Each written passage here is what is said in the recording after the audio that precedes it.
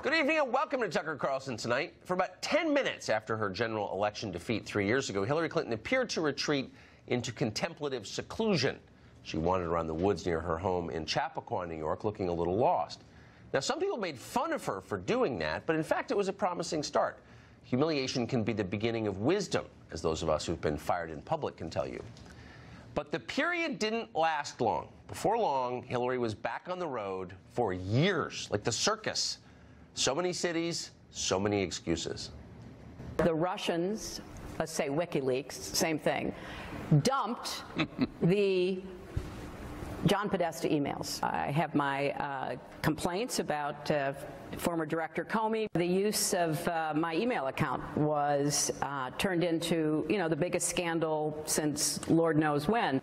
They covered it like it was Pearl Harbor. If you look at Facebook, the vast majority of the news items posted were fake. There's all these stories about, guys over in Macedonia who are running these fake news sites. I inherit nothing from the Democratic Party. I also think I was the victim of a very broad assumption I was going to win. If the election had been on October 27th, I'd be your president. And it wasn't. It was on October 28th, and there was just a lot of funny business going on around that. The Russians, Facebook, WikiLeaks, Jim Comey, the Macedonians, the Democratic Party itself. Hillary Clinton blamed them all. This was not someone coming to terms with a loss. It was someone refusing to admit one. And in fact, over time, that became Hillary's de facto position on the whole thing. Despite what you may have heard, she didn't really lose the 2016 election at all. She won it. She's the real president right now. This is her re-election campaign. So as recently as a few months ago, even her fellow Democrats would have laughed privately at that idea. They would have mocked it as delusional. Not anymore. Now, some of them are taking Hillary more seriously than they have in a long time. An article in yesterday's New York Times describes growing panic among Democratic donors. Joe Biden suddenly looks weak and incapable. Much of the rest of the field clearly is too extreme to win a national election. So who's going to beat Donald Trump next year? Some in the party are starting to think it could be Hillary Clinton. And clearly this is a thought that has crossed Hillary Clinton's mind. In private, she's expressed her willingness to enter the race. As if to prove it, her personal website just added a policy section.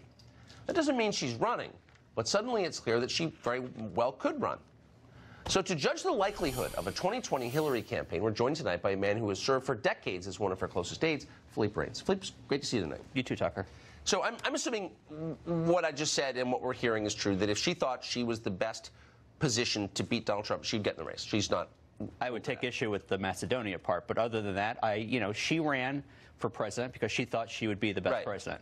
If she still thought that now, if she thought she had the best odds of beating Donald Trump, I think she would think about it long and hard. I know. So she's not. She hasn't foreclosed the possibility. I guess no, she has not. That's what I'm saying.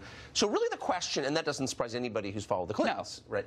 So I guess the question is, has the Democratic Party changed so much in the last 3 years that it would be possible for Hillary Clinton to get the nomination? So in other words, a lot of Democrats say, well, Hillary Clinton is the real president, it was stolen from her or whatever, but at the same time you think maybe they've changed and they don't want her anymore. Maybe she's too right-wing. Well, look, this is a huge if. But if she were to jump in for whatever reason and the party has moved someplace that she hasn't, then she won't get the votes. That's the point of the primary. There are, I guess, still 19 people. There are a few that are in double digits. If she were to run and people think that she's too left, too right, too center, whatever you want to call it, that's the beauty of it. They get to vote against whoever they want. I don't know. She's not running because she has any anxiety about the Democratic field. She really likes a lot of the people running. She knows them well. She thought about some of them for her vice presidency. But there might be a reason that she'd be the best person not only to beat Donald Trump, but to govern after Donald Trump, which is a part we don't talk about much. And look, you can make fun of it all you want, but 65 million people voted for her, and that's second more to anyone except Barack Obama. I'm not making fun of her. Actually, I watch Fox, and I get confused who's president. Hold on. I'm the guy. We don't talk about her very often. Oh, come on. But I woke up about it right now. We are, because I think it's so interesting that Hillary Clinton, who I've always thought was at the leftward edge of the Democratic Party and has been for 50 years, since her 1969 speech at Wellesley College, has been on the leftward edge of the Democratic Party. She denounced Bernie Sanders' Medicare for All proposal as a terrible conversation to have. She's like completely against it. The lady knows her health care. I mean, she was ahead of her time in 1994. Did you get the nomination if you stood up and said it's terrible? Well, you know what? That's a debate that the party's having right now, that, you know, the candidates that are for Medicare for all are defending how it would be structured and how it would pay for, and the ones who are against are pressing those questions. I mean, if it's a health care debate, I think I would take that, and I'd put my money on her any time. So, but it's not just health care, actually. So I want to put up on a screen a quote. You tell me who said this. This is from 2015. Kate Steinle, of course, murdered, right, in the Embarcadero down in San Francisco. Here's Hillary Clinton's response. What should be done is any city should listen to the Department of Homeland Security, which, as I understand it, urged them to deport this man again after he got out of prison another time. Here's a case where we've deported. He ends up back in our country. And I think the city made a mistake. The city made a mistake not to deport someone that the federal government felt strongly should be deported. I have absolutely no support for a city that ignores the strong evidence that should be acted on. Whoa! But here's the thing. If that's not racism, I don't know what is. Look, that's not racism. Look, of course it's racism. She wants to deport the guy. You know, oh my God, you're thinking deporting people is racist? I mean, no, I know for a fact that I personally have been denounced as a racist for using the word deport because he's a Latin American. That's I don't know. You haven't been following your party recently. That's racist, what she just said. Look, you know that I played Donald Trump in 2016 when she was practicing for a debate. I threw those quotes at her like anything else. I threw Kate Steinle at her. But look, you know, there's a difference between now and then.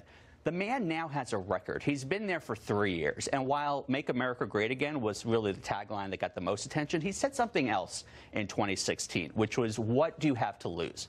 And I think if we now ask ourselves that question, 40% of us are going to say we haven't lost anything, we've gained. 60% of us seem to think that we have lost. And one of those things is immigration, is people's freedom, and one of those things is health care. So when she says it is not racist, when Trump says it is. Okay, so, but that was a couple years ago. Pretty clear. Anyone who runs against Donald Trump, I don't think it's good. If it's a referendum on racism, I think we're going to have a new president come a year from now. If you have someone who's calling for explicit racial quotas or people are kept out of jobs in schools because of their skin color, that's racist. The bottom line here is immigration. And I know you believe that the president's plan on immigration has not worked. It has not gotten anywhere. It is not what you believed it would be. So let me ask you this. This was just last week. Yep. Okay. She and her daughter, Chelsea, hawking yet another book, not rich enough apparently, with the Sunday Times. It's a book about women through the ages. Right, okay. I'll have her send you one. This is an interview they did with a British publication, the Sunday Times, and they were asked, the journalist Decca Aikenhead asked the Clintons if someone, quote, with a beard and a penis can ever become a woman. To which Chelsea replied emphatically, yes, of course, of course. To which Hillary looked uneasy and then said this, I'm just learning about this, she responded, erasing trans people in the process. It's a very big generational discussion because this is not something I grew up with or ever saw. It's going to take a lot more time and effort to understand what it means to be defining yourself differently.